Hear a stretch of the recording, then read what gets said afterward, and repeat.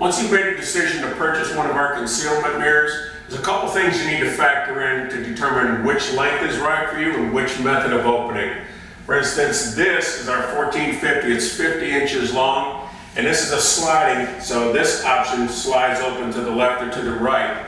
But to use this one, you need 39 inches of wall space because when it slides open, so it has to be free from obstacles. You can't have a light switch here. Even a wall outlet like this is going to be pretty close to actually hitting the door as it opens up. So you need about 39 inches. But just because you have 39 inches of wall space doesn't mean that this is the model that you want, or that opening method is the one you want.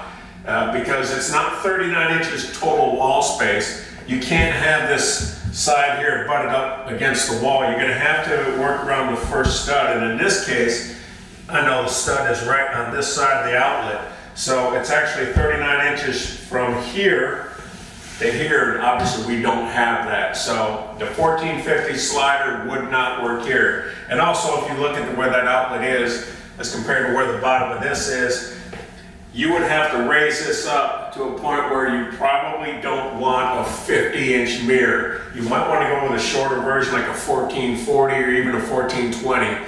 That will raise it above that outlet so you're not working around it.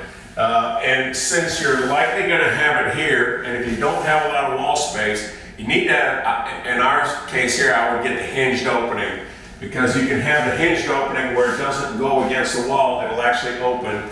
The door will open either right or left. Either one is your choice, simply by turning the unit upside down when you're installing it.